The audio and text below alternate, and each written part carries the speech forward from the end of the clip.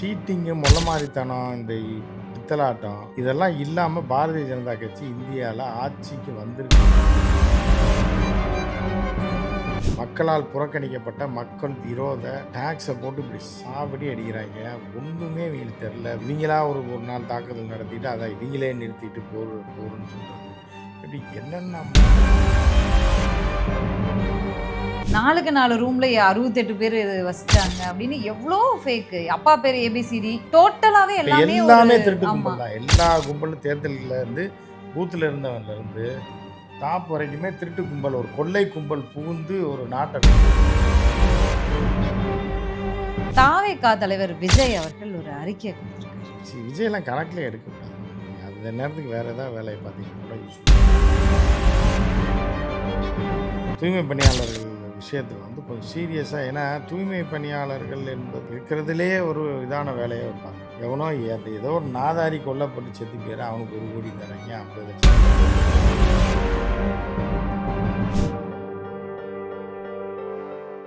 நேர்களுக்கு வணக்கம். நிகழ்ச்சியில் சிறப்பு விருந்தினராக ஃபர்ஸ்ட் லைன் ஆசிரியர் மூத்த பத்திரிகையாளர் உமாபதி கிருஷ்ணன் இணைந்திருக்கிறார். பேசலாம். வணக்கம் சார். வணக்கம். வணக்கம்மா. டெல்லியில் இந்தியா கூட்டணி கட்சியினர் வந்து தேர்தல் ஆணையத்தை நோக்கி போராட்டம் பண்ணி போய் அரெஸ்ட் பண்ணப்பட்டிருக்காங்க. அவங்க வந்து அனுமதி இல்லாமல் போராட்டம் பண்ணதுனால வச்சிருக்கக்கூடிய குற்றச்சாட்டுகள் 1-2 இல்லை, 1-2 நம்பர்ஸ்லேயும் இல்லை. அதையெல்லாம் கேட்டால் தலை சுற்றுது. நமக்கு அந்த அளவுக்கு வந்து விதவிதமான ஃபோர்ஜரியாக இருக்குது. 4 ரூமில் 80 பேர் இருக்காங்க. 18 வயசு பூர்த்தியான ஓட்டு போட விருப்பம் உள்ளவங்க பூர்த்தி செய்ய வேண்டியதை வந்து 100 வயசு பாட்டியெல்லாம் வந்து ஓட்டு போட்டிருக்கு அப்படின்னு எத்தனையோ ஃபேக் அட்ரஸ், ஃபேக் அப்பா பேர், ஃபேக் கேண்டிடேட் பேர், ஓட்டு போடுறவங்களுடைய பேர் 00 ஏபிசிடி, இந்த மாதிரி அதை படித்தாவே நமக்கு வந்து ரொம்ப இதாகுது. இவ்வளோ குற்றச்சாட்டுகளை முன் வச்சிருக்காரே, தேர்தல் ஆணையம் அவரிடம் விளக்கம் கேட்டு நோட்டீஸ் அனுப்பியிருக்கு ராகுல் காந்தி. அதாவது தேர்தல் ஆணையம் அவங்க ஆள் தானம்மா, புரியுதா? இப்போ ஒரு திருடன் இருக்கான், போலீஸ் ஸ்டேஷன்லேயும் திருடனே போடுறீங்கன்னு வைங்க. திருடன் ஒரு 10 திருடனை ஏட்டாகவும் போலீஸாகவும் இன்ஸ்பெக்டராகவும் ஐஜியாகவும் டிஐஜியாகவும் போட்டுறீங்க. அப்படி 10 திருடனை செலக்ட் பண்ணி மகா கொள்ளக்காரன் 10 டைம்னாலும் ஜெயிலில் இருந்திருக்கணும், அப்படி ஆளை போட்டு ஒரு போலீஸ் ஸ்டேஷன் செட் பண்ணுறீங்க அப்படின்னு வச்சுக்கோ. உதாரணத்துக்கு உத்தரப்பிரதேசத்தில் 6 வருஷமாக ஃபேக் போலீஸ் ஸ்டேஷன் அந்த மாதிரி செட் பண்ணிவிட்டு அதுலேயே ஒருத்தரை விசாரித்தா எப்படி இருக்கும்? அவன் யார் சொல்லுவான்? ஸோ வந்து சீட்டிங்கு, மொள்ளமாரித்தனம், இந்த பித்தலாட்டம் இதெல்லாம் இல்லாமல் பாரதிய ஜனதா கட்சி இந்தியாவில் ஆட்சிக்கு வந்திருக்கிறதுக்கு வாய்ப்பே கிடையாது. மக்களால் தேர்ந்தெடுக்கப்பட்ட அரசாங்கம் இது கிடையாது அப்படின்றதுக்கு இதெல்லாம் ஒரு உதாரணம் அப்படின்னு சொல்லி நம்ம சொல்லலை, எதிர்க்கட்சிகள் சொல்லி. ஸோ வந்து என்னென்ன வகையில் இப்போ போங்காட்டம் ஆட முடியுமோ, பித்தலாட்டம் பண்ண முடியுமோ, எப்படியெல்லாம் மிரட்ட முடியுமோ, போன எலெக்ஷன் போன பீரியட் ஃபுல்லாகவே ஈடியை வச்சு மிரட்டி எல்லாத்தையும் வழி கொண்டு வந்துருந்தாங்க. அதுக்கப்புறம் என்ன பண்ணாங்கன்னா வாஷிங் மிஷின் கவர்மெண்ட்னு சொல்லி எவனா ஊழல்வாதியை பிடிச்சி இவன் கட்சியில் சேர்த்துட்டானா தூக்கி எலெக்ஷன் நேரத்தில் தான் அந்த ரைடெல்லாம் பண்ணுவாங்க, எல்லாம் பண்ணுவாங்க. இனி அடுத்த எலெக்ஷனுக்கு தான் பண்ணுவாங்க. இது ஒரு பக்கம். அதுக்கப்புறம் கட்சி கடை உடைச்சி உண்மையாக கட்சி நடத்திக்கிட்டு இருக்க யார் ஓனரோ அவன்கிட்ட கட்சியை வேலை பார்த்துக்கிட்டு இருந்தவங்க கையில் சாவியை வாங்கி பிடிங்கி கொடுத்துறது. அந்த மாதிரியான தில்லாலங்கடித்தனம். அதுக்கப்புறம் என்ன பண்ணுறோம், மத்திய பிரதேஷ் போன்ற மாநிலத்தில் காங்கிரஸ் ஜெயிச்சு ஆட்சியில் இருக்கு 1 வருஷம், கட்சிக்காரனை உடச்சி இவங்க வெளியில் கொண்டு வந்து அவனை சிஎம்மாக்கி அவனை கொண்டு வருது. இப்படி எல்லா விதமான திருட்டு மொள்ளமாரித்தனங்கள்லேயும் ஈடுபட்டு தான் பாரதிய ஜனதா கட்சி இந்த அளவுக்கு வந்து ஆட்சியில் இருக்குது. இல்லைன்னா இந்த 230 இடங்கள்ன்றது அது கனவு. 130 இடம் தான் வந்திருப்பாங்க. இப்போ ராகுல் சொன்ன மாதிரி வெறும் 130 140. ஏன்னா மக்களால் புறக்கணிக்கப்பட்ட மக்கள் விரோத டாக்ஸை போட்டு இப்படி சாவடி அடிக்கிறாங்க. ஒன்றுமே இவங்களுக்கு தெரில. வெளிநாட்டு கொள்கையை மாற்றி அது ஒரு பக்கம் ஒரு மாதிரியாக போயிட்டுருக்கு. ஊரே காரி துப்புற ரேஞ்சில் அது ஒரு பக்கம் போயிட்டுருக்கு. இவங்களா ஒரு நாள் தாக்குதல் நடத்திட்டு அதை இவங்களே நிறுத்திட்டு போருன்னு சொல்கிறது. இப்படி என்னென்னமோ குளறுபடி மத கலவரங்கள், இது பெண்களுக்கு எதிரான கொடுமைகள், அக்கிரமம், அட்டகாசம்ன்ற ஒரு ஆட்சி நடந்துகிட்ருக்கு. இதுக்கு யார் ஓட்டு போடுவா? அதுக்காக தான் போன முறையே மக்கள் ஓட்டு போடல. 140 150 இடத்துல தான் போட்டிருக்காங்க. 230 இடம் வரவே இல்லை. மீதி 70 இடங்கள் சீட்டிங்கில் வந்தது. ஸோ இதைத்தான் ராகுல் சொல்லிக்கிட்டே இருக்காப்புல. இவங்க ஐயோன்னு அப்போ தான் இதை பற்றி ஆய்வு பண்ணி ஆதாரத்தோடு கொடுத்தா தான் ஓரளவுக்கு நம்புவாங்கன்னு சொல்லி ஆதாரத்தை தேடுறாங்க. ஆதாரத்தை தேடி கேட்டால் அவங்க வந்து பார்த்தா சாஃப்ட் காப்பி மெயிலில் ஒரு காப்பி பேஸ்ட் போட்டுருந்தானா வந்திருக்கும். பிரிண்ட் அவுட் எடுத்து 7 அடி 8 அடி அளவுக்கு கொடுக்குறான். இது எங்கே போய் என்ன நீ தேடுறா பார்ப்போம் அப்படின்னு. அப்புறம் தேடி அதில் ஃப்ராடு நடந்திருக்குன்னு சொன்னால் கூட நீ வந்து தப்பாக இருந்ததுன்னா என் மேலே நடவடிக்கை எடுன்னு எழுதி கொடுக்கணுமா? எழுதி கொடுத்தா என்ன ஆகும்னா எல்லாமே அவங்க டுபாக்கூர், அவன் ஊர்க்காரன் எல்லாம் அவங்க டுபாக்கூர் திட்டு முள்ள மாதிரிகளாக தான் இருக்கிறார்கள் என்று யார் சொல்கிறா? ராகுல். ஸோ அப்போ அவங்களே என்ன பண்ணுவாங்க, நீ திருடன்னு அவங்கள தூக்கு போட்டு கொண்டு போய் நீ அது ஒன்று தான் செய்யலை, அதையும் அடுத்து செய்வாங்க சர்வாதிகாரத்தில். ஸோ இந்த மாதிரி போகக்கூடியவர்கள் இவர்கள் நம்பி எப்படி இந்த நாட்டு மக்கள் வாழ்கிறது, இந்த அரசியல்வாதிகள் வாழ்கிறது, கட்சிகள் இருக்கிறது அப்படின்ற மாதிரி மிக கொடூரமாக இது போயிட்டுருக்கு. இதை ராகுல் வந்து எப்போ செஞ்சுருக்கணும்னா, எப்போ வந்து தேர்தல் ஆணையரை இவங்களா தேர்ந்தெடுத்து போடுவாங்க, அரசாங்கமும் பிரதமரும் அவங்க கட்சிக்காரனே தேர்ந்தெடுப்பாங்கன்னு சொல்லி உச்சநீதிமன்ற நீதிபதியை அதிலேருந்து ரிமூவ் பண்ணும்போதே இந்த மாதிரியான போராட்டம் நடத்திருக்கோம். அந்த உச்சநீதிமன்ற தலைமை நீதிபதியாக இருந்தவர் என்ன உள்குத்து பண்ணார்ன்றது இப்போ தெரியுது. அவருக்குள்ள அதிகாரத்தை அவரே விட்டுட்டு போகிறதுனா அது அவருக்கான அதிகாரம் கிடையாது, இந்த நாட்டு மக்களுக்கான அதிகாரம். இந்த நாட்டு மக்களோட நம்பகத்தன்மைக்கு பாத்திரமாக இருக்கக்கூடிய, நம்பிக்கொண்டிருக்கக்கூடிய, கடைசி ஆயுதமாக நம்பிக்கொண்டிருக்க நீதிமன்றத்துடைய தலைமை நீதிபதி இந்த மக்களுக்கானவர், இந்த மக்களுடைய சக்தி தான் அவர். அவர் தனி மனிதன் கிடையாது. என்னமோ அவரை வேலையை விட்டு தூக்குன மாதிரி எனக்கு பரவாயில்லைங்க வேலை போனால் போகுதுன்ற மாதிரி அவர் வேணே தெரிந்துமே சந்திரசூட் இந்த வேலையை செஞ்சு இவர்கள்ட்ட பெரிய அளவில் ஒரு இதை மாற்றி விட்டு போயிட்டார். அது எதற்காக இதை என்ன பிரதிபகாரத்துக்கு இதை செஞ்சாருன்னு தெரியல. ஸோ செஞ்சுட்டு தேர்தல் அப்பயே போராடி இருக்கணும். இப்போ அவர்கள் பார்த்து போடுற தேர்தல் ஆணையர் இப்படி தானே இருப்பாங்க அப்படின்றது இப்போ தெரியுது. இப்போ இது நீதித்துறைக்கு போனாலும் அங்கேயும் ஒரு சில பல இதெல்லாம் இருக்குது. சரி, இது மீறி இந்த நாடு எப்படி மீண்டு வரப்போகுது? மீண்டு வரும். எல்லோரும் கெட்டவர்கள் கிடையாது, எல்லா டிபார்ட்மெண்ட்லேயும் கெட்டவர்கள் கிடையாது. நல்லவர்கள் ஒருத்தர் இருந்தால் போது இவர்களை அடியோடு வேரோடு பிடிங்கி எரிஞ்சு அழித்து விடுவார்கள். அது நடக்க தான் செய்யும். ராகுல் காந்தி அவர்கள் அந்த ஒரு சட்டமன்ற தொகுதியிலேயே இவ்வளவு ஃபேக் எல்லாமே இருக்குது அப்படிங்கும்போது, மொத்த தேர்தல்கள் இது வரைக்கும் எத்தனை தேர்தல் நடந்திருக்கு, குறிப்பாக அந்த நாடாளுமன்ற தேர்தலில் எவ்வளோ பண்ணியிருப்பாங்க, அப்போ பாஜகவினுடைய இந்த வெற்றியே உண்மை இல்லை அப்படிங்கிற அளவுக்கு தான் புரிஞ்சுதானே இவ்வளோ நேரமாக அதுதான் சொல்லிட்டு இவர்களுக்கு மக்கள் வாக்களிக்கவே மாட்டாங்க. இவர்கள் கொள்கைக்கு ஆன்டி இன்கமசி இருக்கு. இப்போ 10 இயர்ஸ் இருக்கும்போது இவர்களுக்கு எப்படி ஓட்டு போடுவாங்க? எல்லாமே திருட்டு, கொள்ளை, கொள்ளமாரித்தனம், முடிச்ச வைத்தனம், இதுதான் சரி. அதை தான் வந்து சோர், ஓட் சோர் அப்படின்னு சொல்லி சோறு கேள்விப்பட்டிருப்பீங்க, சோறு கேள்விப்பட்டிருக்கீங்களா? அந்த மாதிரி ராகுல் இந்த போராட்டத்தை இப்போ தீவிரப்படுத்திருக்காரு. இப்போ எதிர்கட்சிகள்லாம் சேர்ந்து அடித்தா மட்டும்தான் தப்பிக்க முடியும். இதை செய்தியே ஆக வேண்டும். இந்த போராட்டத்தை தீவிரப்படுத்த வேண்டும். இவர்களை அப்புறப்படுத்தியே ஆக வேண்டும். அப்போ தான் இந்திய மக்களுக்கு நல்லது, இந்திய ஜனநாயகத்துக்கு நல்லது. இதில் ரொம்ப இவ்வளோ ஓப்பனாக ஆதாரத்தோட புள்ளி விபரத்தோட ஒவ்வொரு வீடாக போய் செக் பண்ணி 6 மாதம் டைம் எடுத்துக்கிட்டு கொடுத்துருக்காங்க இந்த ஆதாரத்தை.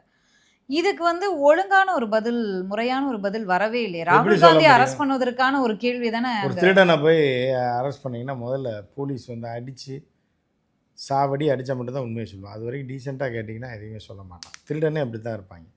ஸோ அப்படி இருக்கும்போது இப்போ இவர்களுக்கெல்லாம் என்ன வந்துட போகுது? இவர்கள் ஆமாம் இல்லைன்னு சொன்னால் எவன் வந்து உனக்கு கழுத்து எடுத்துட போகிறான், தூக்கா போட்டுற போகிறாங்க. அதனால் ஆமாம் நீ சொல்கிறது போயின்னு அசால்ட்டாக சொல்லிட்டு. பீர் ஃபேக்ட்ரியில் 80 பேர் இருந்தாங்க, ஓட்டு போட்டிருக்காங்க. 4க்கு 4 ரூமில் 68 பேர் வசித்தாங்க அப்படின்னு எவ்வளோ ஃபேக்கு. அப்பா பேர் ஏபிசிடி, ஓட்டர் ஐடி நேம் வந்து ஏபிசிடி 0 பேர் போட்டு ஒருத்தர் ஐடி கார்டு கொடுத்துருக்கான்னா எவ்வளோ கேவலமான முட்டாள. ஒரே மனிதனை அதே தான் கொண்டு ஓட்டு போடுற இடத்துல செக் பண்ணுற பார்த்துட்டு விட்டுருக்காங்க. அவன் எவ்வளோ பெரிய முட்டா போயிலாம் இருப்பாங்க. டோட்டலாகவே எல்லாமே திருட்டு கும்பல் தான். எல்லா கும்பலும் தேர்தலில் இருந்து பூத்தில் இருந்தவன்லேருந்து டாப் வரைக்குமே திருட்டு கும்பல், ஒரு கொள்ளை கும்பல் புகுந்து ஒரு நாட்டை கொள்ளையடிச்ச மாதிரி தான் இது. அப்படிதான் நம்ம பார்க்கணுமே தவிர ஒரே நபர் சொல்ல முடியாது. ஒரே நபர் கிட்ட இருந்த ஒரு ஃபோட்டோ, தூரத்தில் தள்ளி இருந்த ஒரு ஃபோட்டோ, அது வேற ஐடி அப்படின்னு அந்த இதெல்லாம் படித்தா ரொம்ப ஷாக்கிங்காக இருக்குது. இப்போது இதற்கான தீர்வாவது கிடைக்குமா? ஏன்னா நீதிமன்றம் வந்து தானாக முன் வந்து எத்தனையோ வழக்குகளை விசாரிச்சிருக்கு. இவ்வளோ பெரிய ஒரு இஷ்யூ போயிட்டுருக்கு. நீதிமன்றம் இப்போ வந்து ஜனநாயகம் வந்து இப்படி புதைக்குழிகள் போய் கிடக்குன்னு இப்போ வந்து தானாக விசாரிக்காத? இல்லை, அது அவர்கள் ஆட்கள் தான் சிலது எடுப்பாங்க. அது நம்ம அது எப்படி இருக்குன்னு மக்களுக்கு தெரியும். இவர்களெல்லாம் எதுவுமே யாருக்கும் தெரியாது. யாரும் நம்ம விமர்சனம் பண்ணக்கூடாது அப்படிலாம் பயங்கரமான சட்டங்களை போட்டு வச்சுருக்கோம். அதனால் நம்ம பாதுகாப்பான இடத்துல இருக்கோம்னு நினைக்கிறாங்க. அந்த பாதுகாப்பு ஒரே நிமிடத்தில், ஒரே நொடியில் எல்லாமே சுக்குநர் ஆயிரும்ன்றது அதிகார வர்க்கத்தில் இருக்கிறவர்களுக்கு தெரியல. மக்கள் அமைதியாக எவ்வளோ நாளைக்கு இருப்பான்றதெல்லாம் உலகம் பூரா அவர்கள் பார்த்தாருன்னா தெரியும். இது ஜனநாயக நாட்டில் போராட்டமே பண்ண விடாமல் அந்த இடத்த விட்டு நகர்றதுக்குள்ளேயே அரெஸ்ட் பண்ணி ராகுல் காந்தி அவர்களையும் சரி, கூட்டணி கட்சியினர் எல்லாரையுமே அரெஸ்ட் பண்ணிட்டாங்களே. இதையும் எப்படி எடுத்துக்கிறது? இதே எப்படி எடுத்துக்கிறது அப்படின்னா, ஜனநாயகமே இல்லை இந்த நாட்டில்ன்றது. இது சர்வதேச சமூகத்துக்கு பூராத்துக்குமே இது பப்ளிசைஸ் ஆயிரும். இது உலகம் பூரா காரி துப்புறதுக்கான வேலையை தான். காலையில் இந்த போராட்டம் நடந்துட்டுருக்கு. சம்மந்தப்பட்ட துறை அமைச்சரோ இல்லை எலெக்ஷன் கமிஷனோ பதில் சொல்லாமல் கல்வி அமைச்சர் தர்மேந்திர பிரதான் வந்து சொல்கிறாரு, எதிர்க்கட்சியினருடைய குற்றச்சாட்டு போலியானது, ஃபேக் அவங்க. அதான் தொடர் பொய் சொல்லக்கூடிய யாருன்னா ஒரு பொய்யனை கூப்பிட்டு சொல்ல வைப்பேன். அவனை தான் இது. இப்போ நல்ல ஃபுட்பால் பிளேயர், ஃபுட்பால் விளாட்றவனை தானே இறக்கி விடுவாங்க, வாலிபால் விளாட்றவனை இறக்கி விட முடியும். ஸோ அந்த மாதிரி தர்மேந்திர பிரதான் மாதிரி ஒரு பொய்யரை வந்து இந்த உலகத்திலே பார்க்க முடியும். அகப்புறம் டுபாக்கூர். ஸோ அந்த டுபாக்கூரை வச்சு பேச சொல்லியிருக்காங்க. வேற ஆள்னா உளறிட்டா என்ன பண்ணுறது, உண்மையை உளறிட்டா. தமிழக முதலமைச்சர் மு க ஸ்டாலின் வந்து ராகுல் காந்தி அவர்களுடைய இந்த போராட்டத்திற்கு தோளோடு தோள் நிற்பேன் அப்படின்னு அவர் சொல்லியிருக்காரு.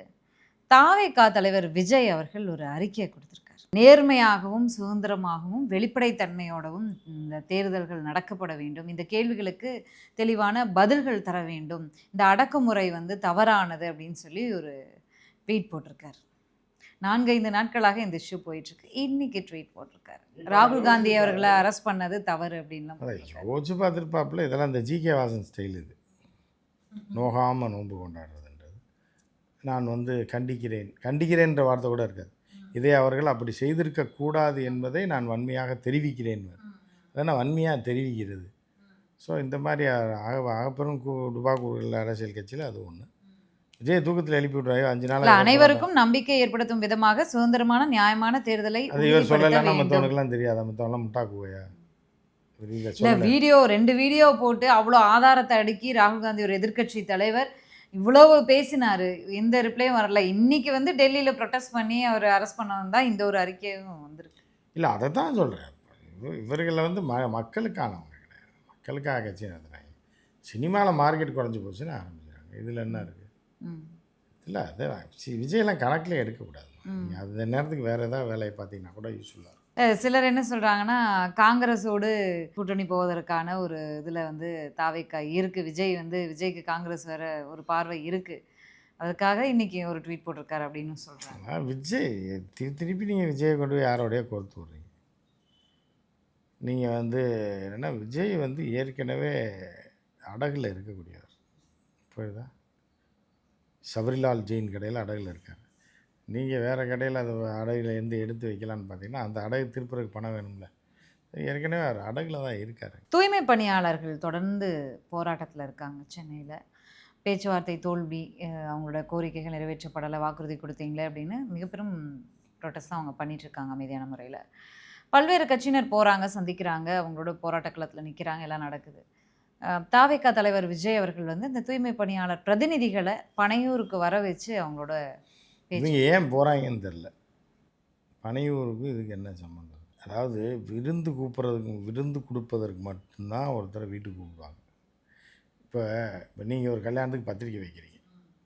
நான் என்ன பண்ணோம், நீங்கள் பத்திரிக்கை வைக்கிற அன்றைக்கி கல்யாணத்துக்கு வந்து பங்கேற்று உங்கள் வீட்டில் நான் விருந்து சாப்பிட்றது தான் பாரம்பரிய நடைமுறை. நான் கல்யாணம்லாம் முடிச்சுட்டு உங்களை கூப்பிட்டு வீட்டில் நீங்கள் அந்த விருந்து எனக்கு கொடுத்தீங்களா, அந்த சாப்பாடை எடுத்துகிட்டு வாங்க டிஃபன் பாக்ஸில் போட்டு நான் இங்கே சாப்பிட்டுட்டு உங்களுக்கு ஆசீர்வாதம் பண்ணுறேன்னா என்ன? இது கொடுமையாக இல்லை? நீ என்ன கை கால் விளங்காமல் இருக்கியா என்ன? அப்புறம் எதுக்கு உங்கள் அரசியல் இது? ஒரு போராட்ட காலத்தில் வந்து ஆளை பார்க்க முடியாத அளவுக்கு இன்னும் ஆதரவு தெரிஞ்சு இந்த ஆதரவெல்லாம் வச்சு இவங்க என்ன பண்ண போகிறாங்கன்னு தெரியல. போனவன்னு சொல்லணும், புரியுதா அவங்களுக்கு? அதே நேரத்தில் தமிழக அரசும் இந்த தூய்மை பணியாளர்கள் விஷயத்தில் வந்து கொஞ்சம் சீரியஸாக, ஏன்னா தூய்மை பணியாளர்கள் என்பது அவர்கள் வந்து அவருடைய வாழ்க்கையை அர்ப்பணித்து மிக இருக்கிறதுலே ஒரு இதான வேலையை பார்க்குறாங்க. அவர்களுக்கு வந்து வாரி வழங்குறத தவிர விட என்ன வேண்டி கிடக்குன்ற, எவனோ ஏதோ ஒரு நாதாரி கொல்லப்பட்டு செத்து போயிடறான், அவனுக்கு 1 கோடி தரீங்க, 50 லட்சம் தரீங்க, ரைட்டா? அந்த 1 கோடியை பிரித்து கொடுத்தாலே 100 தொழிலாளிக்கு 1000 தொழிலாளிக்கு யூஸ் ஆகும். கொரோனா நேரத்துலையும் அவங்களுடைய பணி இவ்வளோ தூரம் இருக்கும்போது அவர்களை வந்து மித்த தொழிலாளர்கள் மாதிரி பார்க்கக்கூடாது. தொழிலாளர்கள் எந்த தொழிலாளர்களாக இருந்தாலும், வாத்தியார்கள் அதுக்கெல்லாம் வாரி கொட்டிக்கிட்டு இருக்கீங்க. என்ன கிளாஸுக்கே போகிறதில்ல, என்ன இல்லை. இப்போ இப்படி இருக்க வாத்தியாரெலாம் பார்த்தா 80,000 1 லட்சம் சம்பளம் ஆகிடுச்சு இருக்கு. யாருக்கு கொடுக்கணுமோ அவர்களுக்கு கொடுக்காமல் இழுத்தடிப்பதன் மூலமாக அவர்கள் வந்து தவறான வழிக்கு போகிறதுக்கான இதை தூண்டுதலாக இருக்குது. கவர்மெண்ட்டில் போய் வேலை பார்த்தாலும் நம்பிக்கை இல்லையா, அவருக்கு கன்ஃபார்ம் பண்ண மாட்டாங்க. இதுக்கு வந்து 2 செயின் எடுத்துட்டோம்னா போதும், 4 நாள் ஜெயிலில் இருந்தாலும் பரவாயில்ல, சந்தோஷமாக வாழ்க்கையை வாழ்வோம்னு சொல்லி ஒருத்தரை தூண்டுவதற்கு, படிப்பறிவு இல்லாதவர்களை தூண்டுவதற்கான இதுதான் இது. தவறான வழிக்கு சிலரை தூண்டுவதற்கு நீங்கள் வந்து அரசு நம்பி வரக்கூடிய தொழிலாளர்கள், நர்ஸாக இருந்தாலும் சரி, ஒரு எதாக இருந்தாலும் சரி, ஒரு போக்குவரத்து தொழிலாளர் இருந்தாலும் அவர்களை வந்து கடுமையாக உழைக்கக்கூடியவர்களுக்கு இந்த அரசு கொடுக்கணும்.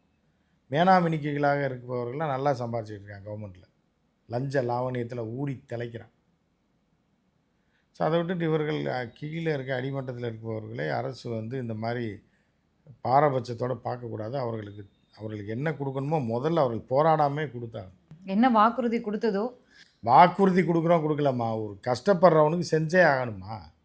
இவ்வளோ கம்மியான கூலியை கொடுத்து அவர்களை இந்த மாதிரி கொடூரமாக வேலை வாங்குவது எந்த அரசாங்கமாக இருந்தாலும் அது தப்பு. அவர்கள் கேட்கவே விடக்கூடாது. யார் யார் கேட்டு கொடுக்கணும், யார் யார் கேட்காம கொடுக்கணும் அப்படின்றது ஒரு மனிதனுக்கு ரொம்ப முக்கியம். அது ஒரு அரசியலுக்கு, கட்சிக்கு முக்கியம், ஒரு அரசுக்கு முக்கியம். இது வந்து தவறான விஷயம். இந்த விஷயத்தில் வந்து தமிழக அரசு உடனடியாக நடவடிக்கை எடுத்தே ஆகும். நன்றி சார். நன்றி. உங்களுடைய நேரத்துக்கும் கருத்துக்களுக்கும் பொறுத்திருந்து பார்க்கலாம். நன்றி.